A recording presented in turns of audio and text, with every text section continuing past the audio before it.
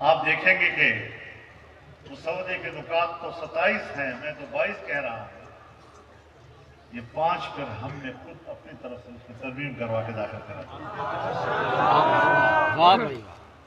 تو پھر 27 ہو گیا۔ سود کا خاتمہ کر دیا انشاءاللہ۔ اب لوگ کہتے ہیں کہ جب آپ نے 1 جنوری 2028 تک بڑا لمبا وقت دے دیا ہے، تو بھائی میں نے نہیں دیا ہے، شریعت کورٹ نے دیا تھا، شریعت کورٹ کا فیصلہ ہے۔ اب یہ آئین کی روح سے ایک بنیادی پالیسی وجود میں آ گئی، اب دوسری چیز ساتھ پڑھتے جاؤ اسی چیز کے ساتھ کہ 1 جنوری سے سود ربا ممنوع ہوگا، ختم کر دیا جائے گا۔ اس کے ساتھ کہا گیا ہے کہ شریعت کورٹ جب فیصلہ دیتی تھی، جب اس کے خلاف میں ایک عام سی درخواست چلی جاتی تھی تو فیصلہ اڑ جاتا تھا، اور پھر پتہ نہیں قیامت تک کب سپریم کورٹ کا فیصلہ جو ہے اس کے حق میں آتا ہے، یا اپیل سنی جاتی ہے یا نہیں سنی جاتی، کوئی بندش آئین میں نہیں تھی۔ ہم نے اس میں یہ ڈال دیا کہ اب سپریم کورٹ کے پاس صرف 1 سال ہوگا، 1 سال تک اس کے خلاف اپیل، وہ اس پر فیصلہ آگے آئے گا۔ اگر فیصلہ 1 سال میں نہ آیا تو شریعت کورٹ کا فیصلہ وہ مؤثر قرار پائے گا۔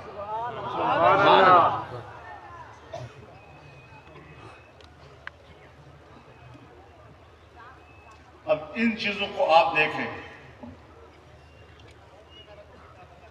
کہ سپریم کورٹ کو اس بات کا پابند کر دیا گیا ہے کہ وہ اپیل سنے گا، باقاعدہ اپیل سنے گا، صرف ایک عام درخواست نہیں، اور باقاعدہ اپیل پر شریعت کورٹ کے ہر فیصلہ، یہ ہو یا کوئی اور، اگر 1 سال تک اس کی اپیل پر فیصلہ نہ آیا تو شریعت کورٹ کا اپنا فیصلہ مؤثر ہو جائے گا۔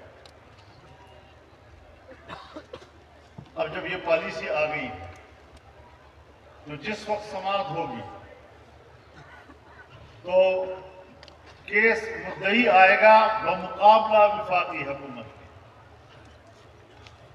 وفاقی حکومت کا اٹارنی جنرل پیش ہو یا وفاقی حکومت کا وزیر قانون پیش ہو، وہ اب پابند ہو گیا ہے کہ وہ اپنے آئین کی روشنی میں رائے دے گا اور اس فیصلے کی مخالفت نہیں کر سکے۔ ان ساری چیزوں کو ملا کر پڑھا کرو، پھر بات سمجھ میں آئے گی۔ مجھے نہیں معلوم کہ میں یہ ساری بات سمجھا بھی سکا ہوں یا نہیں، لیکن یہ ساری چیزیں جس وقت آپ کے ذہن میں آ جائیں گی، ہماری اسلامی نظریاتی کونسل سن 1973 میں بنی، جب آئین بنا، اور یہاں ہم بار بار اس کا ذکر بھی کر چکے ہیں کہ سن 73 کے آئین کے بعد اس کونسل کی آج تک ایک سفارش پر ایک قانون سازی بھی نہیں ہوئی۔ وجہ کیا ہے؟ وجہ یہ ہے کہ اسمبلی میں پیش ہو جاتی ہے، آگے جاتی ہے، کمیٹی کے بعد دم ہو جاتی ہے، پڑی رہتی ہے، الماریاں بھری ہوئی ہیں، دوبارہ اسمبلی میں لانے کا کوئی پابندی آئین پہ نہیں۔ اب اس دفعہ اس ترمیم کے ذریعے وہ رپورٹ صرف پیش نہیں ہوگی، بحث کے لیے لائی جائے گی۔ جب بحث ہوگی تو یہ ظاہر ہے ایوان 2 فریقوں میں تقسیم ہوگا، کچھ کہیں گے کہ اس کے مطابق فیصلہ ہونا چاہیے، اور بات جائے گی قانون کے مطابق کوئی فیصلہ لانے پر۔ پارلیمنٹ مجبور ہوگی کہ وہ قانون کے مطابق اور سفارشات کے مطابق قانون سازی کرے۔ وہاں تک پہنچانا بھی تو تھا نا، تو وہاں تک پہنچانے کا راستہ ہمیں بنا۔ اور یہ ساری چیزیں وہ ہیں کہ میں اب بھی اس کو پیش رفت سمجھتا ہوں، ایک کامیاب پیش رفت سے اس کو تعبیر کرتا ہوں۔ ہم نے اب اس کو کامیاب بنانا ہے اور اس کو को अमल लाने के लिए आपको जागे रहना है। जमीयत की तंजीमों को जागे रहना है, पब्लिक में जाना है, खामोश नहीं बैठना। खत्म नबूवत के मुबल्लिगीन का फर्ज होगा कि वो जगह जगह अपना मौक़िफ़ लेकर पब्लिक को जिंदा रखे, और जब पाकिस्तान के अवाम इस हवाले से जिंदा रहेंगे, किसी माई का लाल इन क़वानीन का और शरीयत का रास्ता नहीं रोक सकेगा। लेकिन अगर आप घरों में चले गए, मदरसों के हुजूर में चले गए, मेहराब के अंदर फंस गए, उसके बाद फिर जिम्मेदार आप होंगे, हम नहीं होंगे।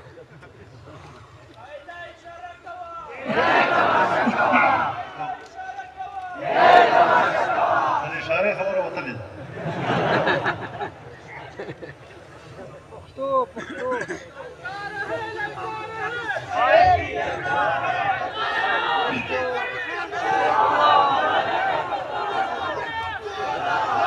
जमीयत मौलाना फजल रहमान, जमीयत मौलाना फजल रहमान। तो मेरे मोहतरम दोस्त, हम यहाँ तक पहुँच गए हैं, अब हमने इससे आगे जाना है इंशाअल्लाह जाएंगे। कुछ मैं जरा थोड़ा सा चू सुन रहा हूँ,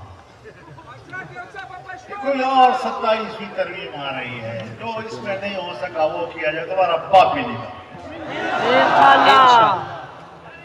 करके दिखाओ सर, और फिर अपना हश्र देख लो कि तुम्हारा क्या हश्र किया जाए।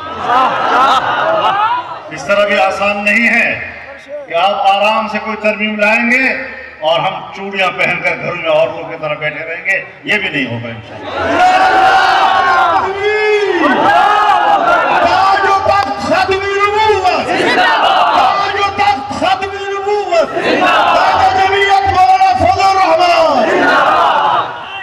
कोई न सोचे कि जिन चीजों को हमने मुस्तरद किया और 26वीं तरमीम से निकाला, उसे दोबारा किसी तरमीम के जरिए से असेंबली में लाया जाएगा और लोटों के वोटों से पास करोगे और फिर वो चलने देंगे हम।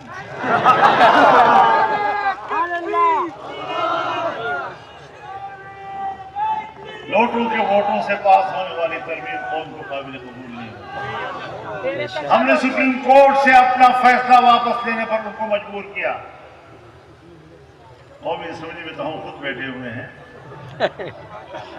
और अगर कल कला हम असेंबली में न भी हों तब भी अल्हम्दुलिल्लाह बाहर आप लोग तो है ना, मिलकर निकलेंगे ना इंशाअल्लाह। बेफिक्र रहें।